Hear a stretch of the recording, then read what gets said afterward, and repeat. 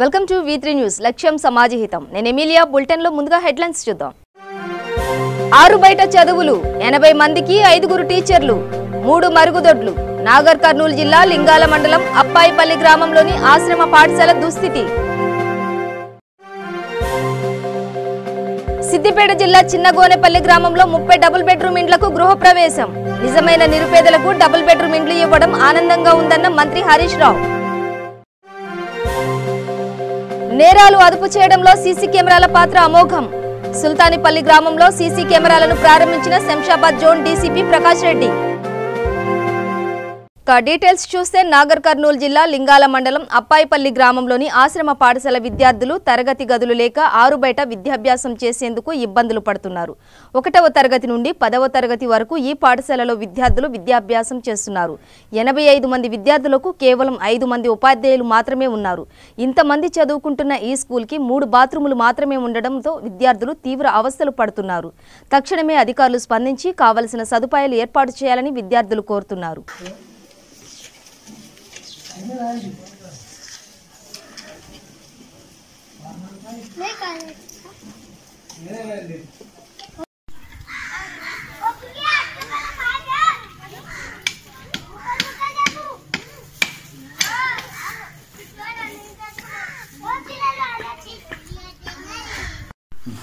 ఎన్ కుర్మయ్య, మాది లింగాల్ మండలం, గ్రామం అప్పాయిపల్లి ఆశ్రమ పాఠశాల.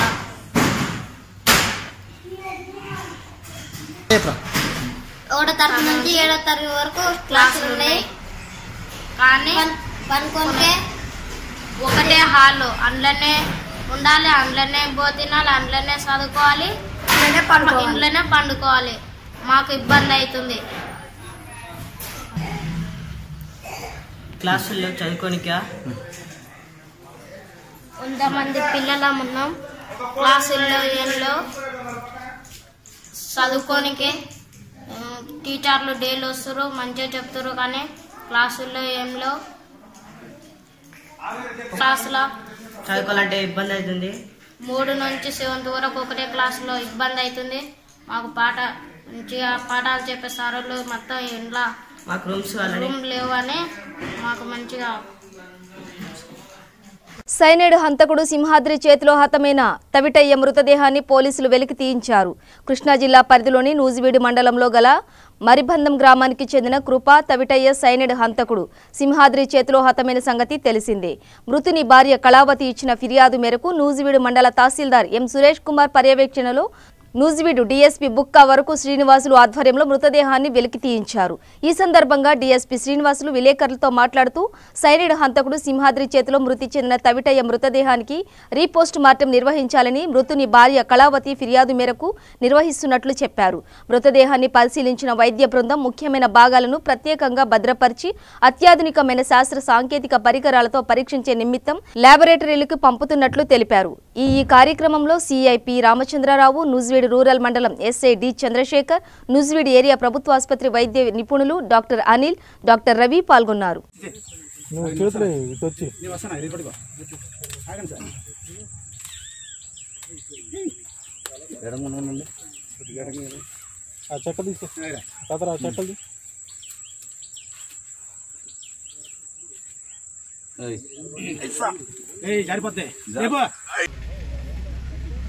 నిన్నటి దినము కులప తవిటయ్య భార్య గారు ఇచ్చినటువంటి కంప్లైంట్ మీద నూజివీడు రూరల్ పోలీసు వారు హత్య కేసు నమోదు చేయడం జరిగింది.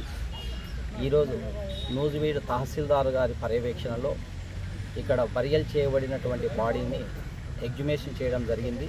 ఆ తర్వాత టీమ్ ఆఫ్ డాక్టర్స్ ఈ బాడీని ఎగ్జామినేషన్ చేస్తున్నారు. ఎగ్జామినేషన్ తదుపరి ఆ బాడీ పార్ట్స్లో ఏవైతే మనకు లభ్యమవుతాయో వాటిని పరీక్ష నిమిత్తము ఆర్ఎఫ్ఎస్ఎల్కు, ఎఫ్ఎస్ఎల్కు పంపడం జరుగుతుంది. తదుపరి వివరములన్నీ విచారణలో తెలియవలసి ఉన్నది.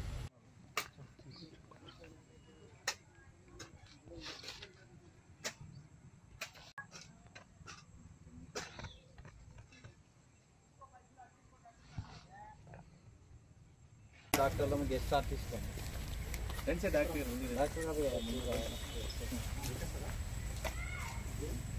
మీరిద్దరే వచ్చినారా మిగతా మిత్రులు? మన ఎంఆర్ఓ సార్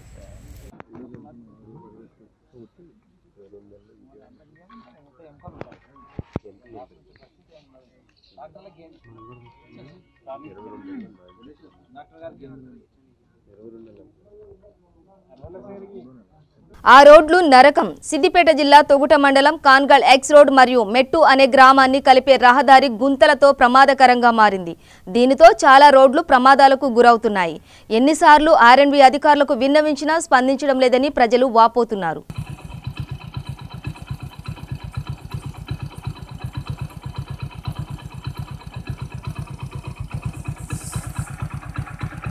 గంట దూరం వెళ్తాయా?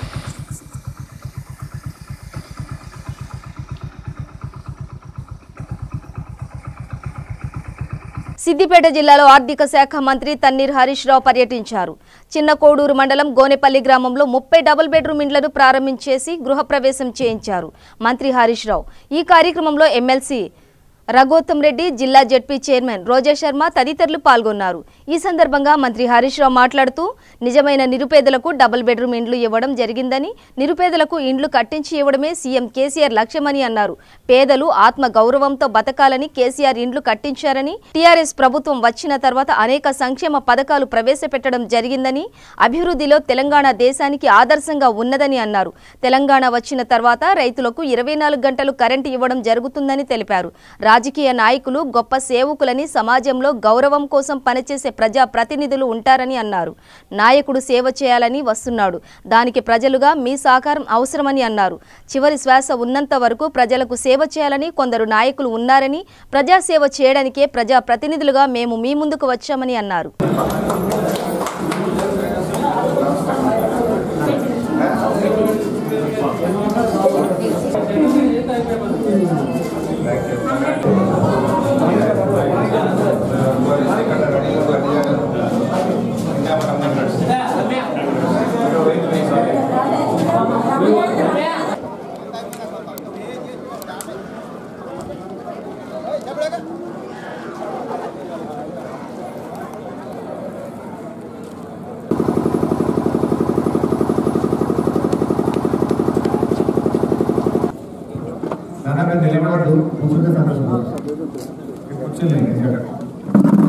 చైర్పర్సన్ చరణ్ రోజా ఒకనాడు చిన్న ఇల్లు కట్టుకోవాలంటేనే ఎంతో ఇబ్బందులు పడేవారు. కానీ అటువంటిది మంచి డబుల్ బెడ్రూమ్ ఇల్లు హైదరాబాద్లో ఉండే అపార్ట్మెంట్ లాగా 2 బాత్రూమ్లతోని 2 బెడ్రూమ్లతోని చక్కటి ఇళ్లలో ఒక్క పైసా ఖర్చు లేకుండా నల్ల నీళ్లు, కరెంటు సౌకర్యము, రోడ్డు సౌకర్యము, మురికి నీళ్లు, మురికి కాలువలు, అదేవిధంగా చెట్లతో సహా పెట్టి మీకు ఇంటి తాళం చేయించి కొబ్బరికాయ కొట్టి స్వీట్ డబ్బా చేతిలో పెట్టి మిమ్మల్ని ఇళ్లలో తోలుతుంటే నిజంగా మన ముఖ్యమంత్రి గారి కళ నెరవేరింది అనిపించింది. అదేవిధంగా ఇల్లు కూడా ఇది ఎవరు అమ్ముకున్నా కిరాయికి ఇచ్చినా ఇల్లు పోతుంది, ఉల్టా కేసు అవుతుంది. దయచేసి ఇది నిజమైన నిరుపేదలు, గుడిసెల్లో ఉండేటోళ్లకు, కిరాయికి ఉండేటోళ్లను గుర్తించి ఇచ్చినటువంటి ఇల్లు. మీరు బతకాలి, మీరు ఆత్మగౌరవంతో ఉండాలి, మీరు సంతోషంగా ఉండాలి, మీ ముఖంలో చిరునవ్వు ఉండాలన్నదే మన ముఖ్యమంత్రి గారి ఆలోచన. సో దాన్ని మీరు దయచేసి కాపాడరు. ఇది ఎవరైనా మళ్ళీ కిరాయికి ఇచ్చుడు అమ్మే ప్రయత్నం చేస్తే మాత్రం కొనుక్కున్నోడు జైలుకే, అమ్మినోళ్ళు లోపలికి. ఇలా అనేక సౌకర్యాలు ఇవాళ డబుల్ బెడ్రూమ్ ఇల్లు కట్టి ₹1 ఖర్చు లేకుండా మిమ్మల్ని ఇళ్లలో తోలినాం. పిల్లలకు మంచి చదువులు చెప్పిస్తున్నాం. ఇట్లా మన ప్రభుత్వం అనేక సంక్షేమ కార్యక్రమాలు, రైతు బంధు పథకం కింద రైతులకు పెట్టుబడి సహాయం కూడా ఈరోజు మన ప్రభుత్వం ఇస్తుంది. రైతు బీమా, ఎవరైనా రైతు దురదృష్టవశాత్తు చనిపోతే ₹1 ఖర్చు లేకుండా 5 లక్షల రూపాయల బీమా సౌకర్యాన్ని కూడా ఈరోజు మన ప్రభుత్వం కల్పిస్తా ఉంది. రాజకీయ నాయకుల బాధలు ఎట్లుంటాయి? అందరు ఏమనుకుంటారంటే లీడర్లు అంటే వీళ్ళకేంద్ర అనుకుంటారు. లీడర్లను కొంతమంది దొంగలు అంటారు, లీడర్లను కొంతమంది మంచోళ్ళు అంటారు. కానీ లీడర్ల పరిస్థితి ఎట్లుంటుందంటే ఇలా గోనెపల్లిలో మాత్రం ఒక 2 నిమిషాలు మాట్లాడదాం అనుకుంటున్నాను. తెలవాలి వాస్తవాన్ని. మేము జనరల్గా మా పరిస్థితి ఎట్లా ఉంటుందంటే మా ఇంట్లో మా పిల్లలకు జ్వరం వచ్చినా మేము ఇంటికాడ చూసుకునే పరిస్థితి ఉండదు. తమిళనాడు రాష్ట్రం వేలూరు జిల్లా సిరిపురం నారాయణి అమ్మ స్వాముల వారి చిత్తూరు మాజీ ఎమ్మెల్యే డీకే సత్యప్రభ స్వగృహానికి విచ్చేశారు. ఈ సందర్భంగా నారాయణి అమ్మకు మాజీ ఎమ్మెల్యే డికే సత్యప్రభ తన కుటుంబ సభ్యులతో కలిసి స్వాగతం పలికారు. అనంతరం నారాయణి అమ్మ ప్రత్యేక పూజలు చేసి ఆశీర్వచనాలు అందజేశారు. ఈ కార్యక్రమానికి Chittoor MLA Srinivasulu, Palamaner MLA Venkatesh Goud, Thamballapalle MLA Dwarakanath Reddy, Puthalapattu MLA MS Babu, పార్టీలకు అతీతంగా పలువురు నాయకులు డికే సత్యప్రభ స్వగృహానికి చేరుకుని సిరిపురం నారాయణి అమ్మ దగ్గర ఆశీస్సులు పొందారు. అనంతరం తిరుమల బయలుదేరి వెళ్లారు.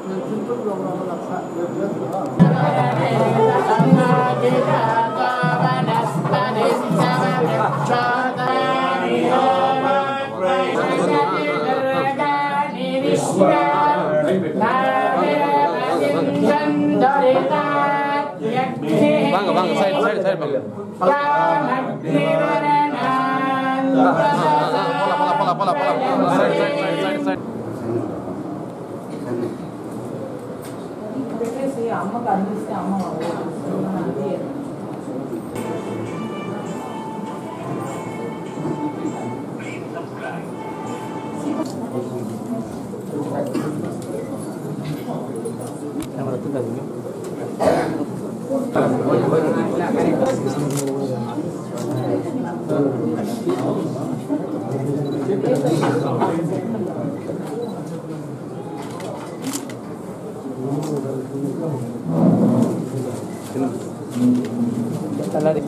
నువ్వు ఉండవు రెడ్డి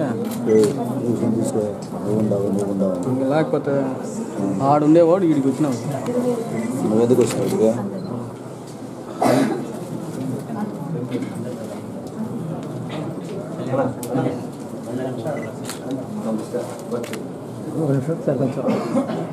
ప్రేమ ఉందా బా?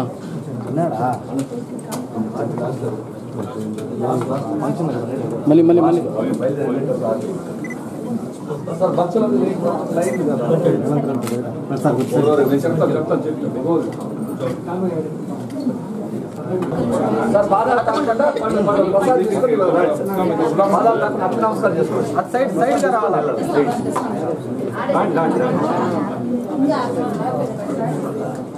నమస్కారం గురించి బయట తీసుకుంటే పండు తీసుకొని రాండి సార్.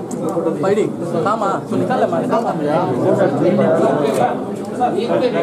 రాండి రాండి రాండి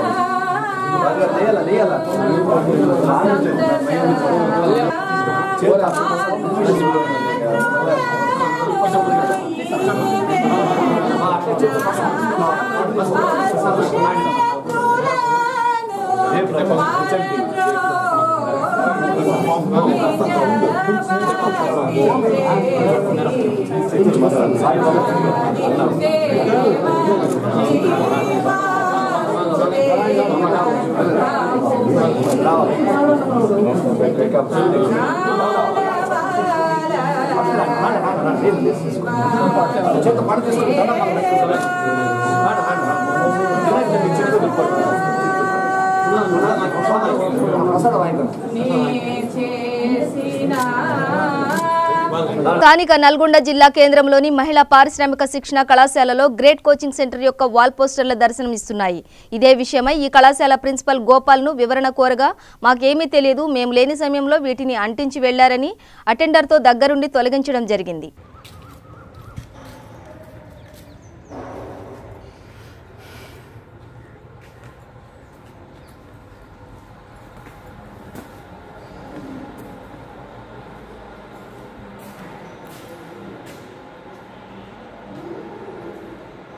చేస్తుంది అలాంటి ఎంటర్టైన్ చేయకుండా ఇప్పటికే చాలా రోజుల నుంచి అవి ఉన్నాయని మాకు తెలిసింది. దాని మీద మీరు ఏమంటారు?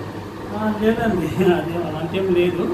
ఆ దృష్టికి వచ్చింది కాబట్టి నేను ఇలాంటివి కూడా ముందు జరగకుండా చూసుకుంటాను. అది అంటే ఇక్కడ ప్రధానంగా ఇంకొక అంశం ఏంటంటే కార్యాలయాల్లో ముఖ్యమైన నోటీసులు పెట్టే నోటీస్ బోర్డులో కూడా ఇది పెట్టినప్పుడు మీ సిబ్బంది ఎవరు పట్టించుకోలేదు, మీరు పట్టించుకోకపోవడం అంటే మీ నిర్లక్ష్యం అని మనం భావిస్తున్నారు. దాని విషయంలో మీరు నిర్లక్ష్యం ఉంటుందండి.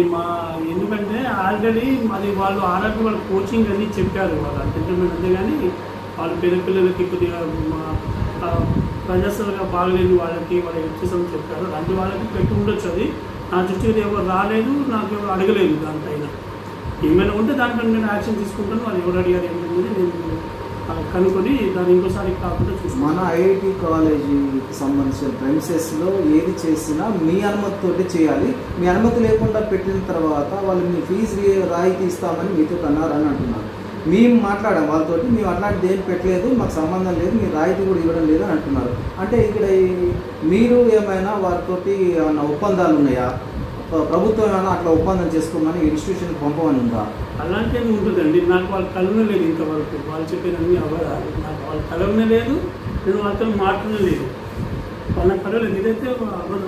నేను వాళ్ళతో మాట్లాడలేదు. అలాంటివి ఏం చెప్పలేదు. వాళ్ళు ప్రయత్నాల గురించి దాని గురించి వాళ్ళు అంటే ఇక్కడ ఇంకోటి ఒకటి తర్వాత ఒకటి సార్ మనకు నోటీస్ బోర్డులో కనిపించడంతో పాటు వాటర్ కూలర్కు ఉంది. తర్వాత మనం రెగ్యులర్గా స్టాఫ్ ఉండే మెయిన్ డోర్కి ఎదురుగా ఉన్న బీరువా కూడా ఉంది. అంటే వాళ్ళు ఎంతవరకు చొచ్చుకొని వచ్చారు మన ఆఫీస్లోకి, ఎంత అనుమతి లేకుండా వచ్చి ఒక పోస్టర్ అతికించిపోతున్నారంటే మనలో ఎక్కడ నిఘా ఎక్కడ ఉంది అనేది అర్థమవుతుంది. నిఘా లోపం లేనప్పుడు వాళ్ళు పెట్టేసిపోవచ్చు. మేము ఇప్పుడు అలాంటివి తీసేసినాం కదా.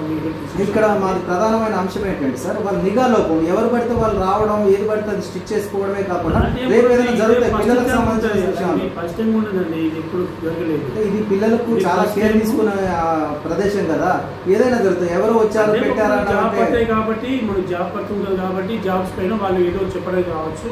కోచింగ్ ఇస్తుంటారు కదా, RRB coaching, railway coaching, constable coaching. నాకైతే ఎవరు మీట్ అప్రోచ్ కాలేదు, ఎవరు మీట్ కాలేదు. బహుశా ఎవరు స్టాఫ్కైనా పిల్లలకైనా ఎవరైనా వాళ్ళు అడిగితే అభివృద్ధి కానీ మా దగ్గర ఎవరు సార్ వాళ్ళ యొక్క ప్రచారం చేసుకోవాలన్నా వారి రాయితీలు ఇవ్వాలన్నా మిమ్మల్ని అప్రోచ్ అయిన తర్వాత మాత్రమే కాలేజ్ ప్రిన్సెస్లో ఏదైనా యాక్టివిటీ చేయాలి. అలాంటివి లేకుండా చేస్తుందంటే అది ఇల్లీగల్ యాక్టివిటీ కింద వస్తుంది. ఇంకొకటి అంటే సిబ్బంది మొత్తం నిత్యం కూర్చునే కార్యాలయంలో కూడా ఈ వీళ్ళ ప్రచార యొక్క పోస్టర్ కనిపించింది. ఎక్కడ దీనిలో కోపం ఏంటంటే ఇప్పుడు మీ స్టాఫ్ ఎవరైనా ఎంటర్టైన్ చేస్తున్నారు? స్టాఫ్ ఏం లేదు, నాకు ఆ విషయం తెలియదు. ఏమైనా ఉంటే నేను వాళ్ళకి చెప్తాను. అలాంటివి ఏమైనా ఉంటే నా దృష్టికి అలాంటివి రాలేదు. వాళ్ళు కోచింగ్ అడుగుతారంటే ఇప్పుడు మనకి ఎందుకంటే వాళ్ళు పబ్లిసిటీ చేసుకుంటారు. మనం మనకి వాళ్ళు కమిషన్ ఇస్తలేరు, పర్సెంటేజ్ ఇస్తలేరు, మాకు రాయితీలు అనేది ఏం మాట్లాడలేదు. దాని గురించి నాకు తెలియదు. ఎందుకంటే అది వాళ్ళు అంటించుకోవాలంటే మీరు చెప్పిన తర్వాత అది సరే పిల్లలకి బెనిఫిట్ ఉంటుంది కాబట్టి వాళ్ళు ఏమన్నా ఐటీ పాస్ అవ్వాలి కోచింగ్ తీసుకుంటారు. ఆర్ఆర్బీ, రైల్వే కోచింగ్, దాని తర్వాత ఈ కానిస్టేబుల్ కోచింగ్, అది కూడా ఎంటర్టైన్మెంట్ చేసుకుంటారు. కానీ వాళ్ళు మాకు వచ్చి అప్రోచ్ అయ్యి మాకు పిల్లలు పంపండి, మాకు రాయితీ ఇచ్చామనేది మాకు ఇక్కడ లేదు. మాకు అలాంటివి నేను యాక్షన్ చేయను. అనుమతి లేని దగ్గర ప్రచారం చేయడం అనేది ప్రధానమైన ఇబ్బంది సార్. అంటే దీంట్లో రాబోయే రోజుల్లో రాబోయే సమస్యలకు ఇది హేతు అవుతుంది. ఇది అర్థంలాగా కనపడుతుంది. ఎందుకంటే ఎవరు వస్తున్నారో ఎవరు పోతున్నారో తెలియని పరిస్థితుల్లో ఈరోజు జరుగుతున్న సంఘటన చూసుకుంటే వాళ్ళు వచ్చారు అతికించిపోయారు అని అంటే మనలో ఉన్న నిఘా పెట్టాల్సిన సిబ్బంది పట్టించుకోవట్లేదని మేము అనుకుంటున్నాం. మీరైతే మీ నిత్యం పనులలో ఉంటారు, కానీ నిఘా పెట్టాల్సిన సిబ్బంది ఏం చేస్తున్నారు? ఉన్నారా లేదా? అసలు నిఘా సిబ్బంది ఉన్నారా లేదా మన కాలేజీలో? ఉన్నదండి. వాచ్మెన్ ఉంటుంది కదా, డే వాచ్మెన్ ఉంటారు. అంటే డే వాచ్మెన్ ఏమో నైట్ వాచ్మెన్ ఉంటారు, అటెండర్స్ ఉంటారు. అటెండర్ ఉండదు మాకు, వాచ్మెన్స్ పోస్ట్ ఉండదు కానీ లేదు, వాచ్మెన్స్ లేదు. ఒక వాచ్మెన్ ఉన్న రిటైర్మెంట్ అయిపోయారు. వాళ్ళు రిటైర్మెంట్ అయిపోయారు. ఇక నైట్ వాచ్మెన్ ఉంటారు. డే వాచ్మెన్ మనం అటెండర్ చూసుకుంటాము. బయట పెట్టి ఉండొచ్చు కానీ ఇలాంటివి ముందు జరగకుండా చూసుకుంటాం. ఓకే సార్, ఇది రాబోయే ప్రమాదాలకు హేతు అని మేము భావిస్తున్నాం. ఇక్కడి నుంచి జరగకుండా చూస్తారని ఆశిస్తూ థ్యాంక్ యూ. హుస్నాబాద్ పట్టణంలో అంబేద్కర్ నగర్ కాలనీలోని పాడుబడిన బావి పూడ్చాలని, నీటి ఎద్దడిని పరిష్కరించాలని కోరుతూ మున్సిపల్ కమిషనర్ రాజమల్లయ్యకు బీజేపీ ఆధ్వర్యంలో వినతి పత్రం అందజేయడం జరిగింది. అనంతరం వివిధ సమస్యల గురించి చర్చించడం జరిగింది. ఈ సందర్భంగా బీజేపీ యువ మోర్చా జిల్లా అధికారి ప్రతినిధి బత్తుల శంకర్ బాబు మాట్లాడుతూ, గత 20 సంవత్సరాలుగా జనవాసంలో పాడుబడిన బావి ఉండడం వల్ల చుట్టుప్రక్కల ఉన్న నివాస గృహాలకు పగుళ్లు వచ్చి కూలిపోయే స్థితిలో ఉన్నాయి. బావి చుట్టూ ముళ్ల చెట్లు పెరిగి అరణ్యంలా మారిందన్నారు. ఈ బావిలో చెత్త చెదారం వేయడం వల్ల తీవ్ర దుర్వాసన వెదజల్లుతూ దోమలు, పందులు స్వైర విహారం చేస్తున్నాయన్నారు.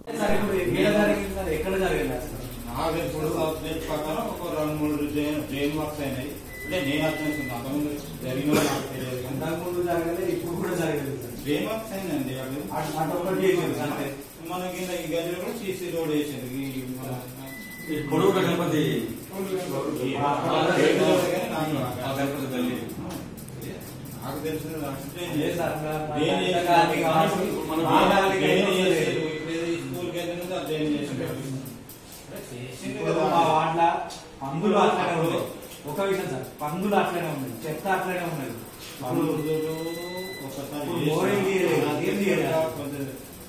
వేయింది మళ్ళీ సంధానం మండలం అనాఫిషియల్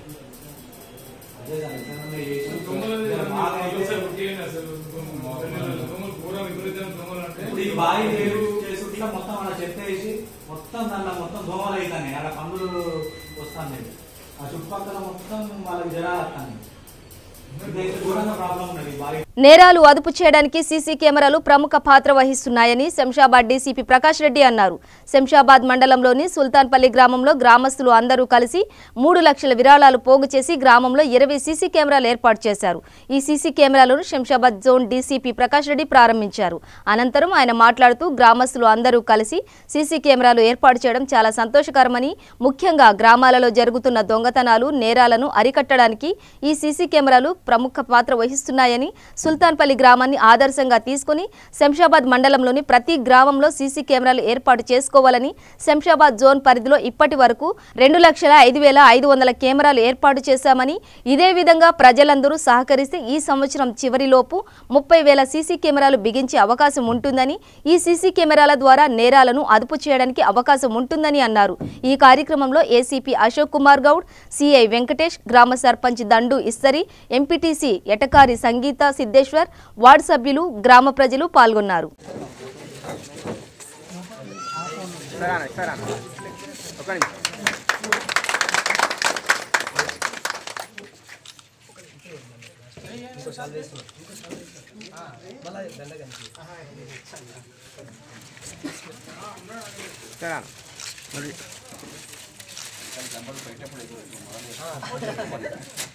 ఓకే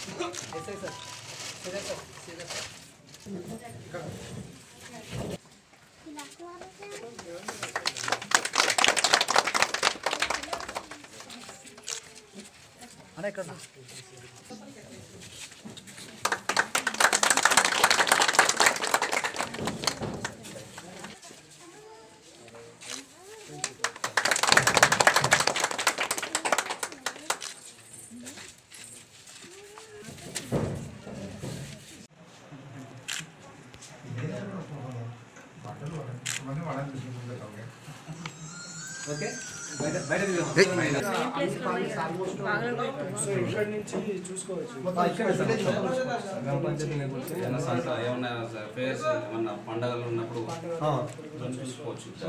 చెత్త లైటింగ్ మా చిన్న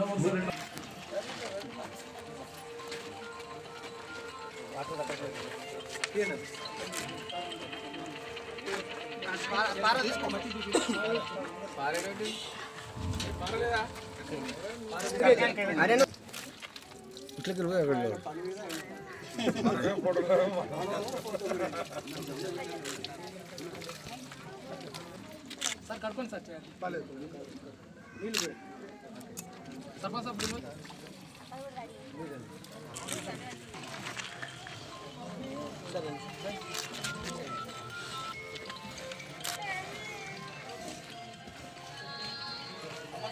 తీసుకుంటున్నాము మళ్ళీ మధ్య వస్తారేమో.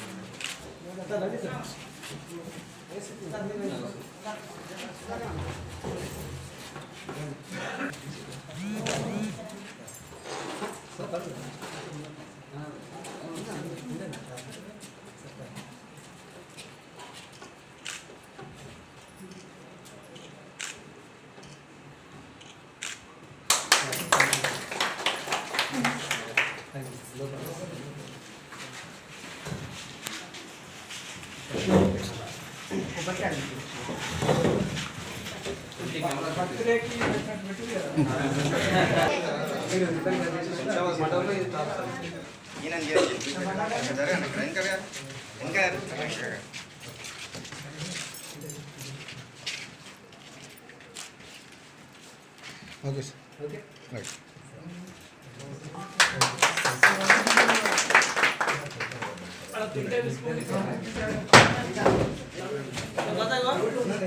అందరు కూడా నమస్కారం. 3 రోజుల నుంచి కూడా ఇన్స్పెక్టర్ చెప్తున్నాడు వెళ్ళాలి సార్ మనం ఇక్కడ ఇనాగ్రేషన్ ఉంది అని. అయితే ఈ ఆర్టీసీ స్ట్రైక్ వల్ల కొంచెము డిలే అయింది. అయినా ఈరోజు చాలా సంతోషంగా ఉంది. సుల్తాన్పల్లి గ్రామ ప్రజలు ఆదర్శంగా నిలిచి 3 లక్షలు ఒక ఆదర్శ గ్రామంగా ఈ మండలంలో చుట్టుపక్కల మండలాలు కూడా చేవెళ్ళ, షాద్నగర్ లాంటి గ్రామీణ విలేజెస్లలో కూడా ఇది ఆదర్శంగా తీర్చిదిద్దడానికి అవకాశం ఉంది. అదేవిధంగా ముఖ్యంగా మనం కెమెరాస్ పెట్టుకున్నట్టయితే దానివల్ల ముఖ్య ఉపయోగం ఏంటిదంటే దొంగతనాలు చాలా మటుకు తగ్గుతాయి. ఏదైనా నేరం ప్రవృత్తి ఉన్న వాళ్ళు కూడా కెమెరాలు ఉన్నాయని తెలిస్తే అక్కడ చేయడం మానుకుంటారు. ఎందుకంటే ఎవరైనా దొంగతనం చేసే ముందు వాడు ఆలోచిస్తాడు, మనం ఒకవేళ దొంగతనం చేస్తే మనం దొరుకుతామా లేదా. ఒకవేళ కెమెరాలు ఉన్నట్టయితే 100% వాడు కెమెరాలు చిక్కుతాడు. సో ఆ ఫుటేజ్ మనం తీసుకుపోయి జడ్జి గారి ముందర ప్రొడ్యూస్ చేస్తే 100% వాడికి శిక్ష పడుతుంది. కాబట్టి 100% certainty of being caught, 100% certainty of being punish దొరకడం జరుగుతుంది. తర్వాత వాటికి రేపు శిక్ష కూడా పడడం జరుగుతుంది. ఈ రెండు వాడు మైండ్లో పెట్టుకొని ఈ ఊరు దరిదార్పులో వాడు చేయడానికి సాహసించాడు. అదేవిధంగా మనము చాలా చోట్ల చూస్తున్నాము, ఎక్కడెక్కడైతే కెమెరాస్ ఉంటున్నాయో అక్కడ చాలా మటుకు నేరాలు తగ్గుముఖం పడుతున్నాయి.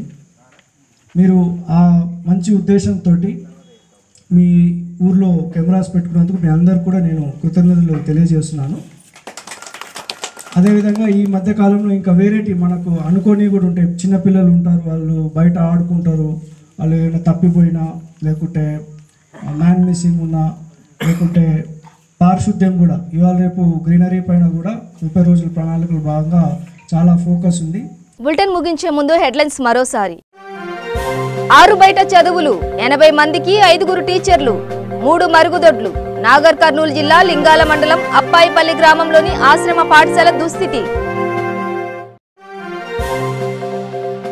సిద్దిపేట జిల్లా చిన్నగోనెపల్లి గ్రామంలో 30 డబుల్ బెడ్రూమ్ ఇండ్లకు గృహప్రవేశం.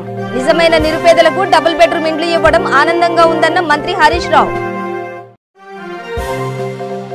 నేరాలు అదుపు చేయడంలో సీసీ కెమెరాల పాత్ర అమోఘం. సుల్తానిపల్లి గ్రామంలో సీసీ కెమెరాలను ప్రారంభించిన శంషాబాద్ జోన్ డీసీపీ ప్రకాష్ రెడ్డి.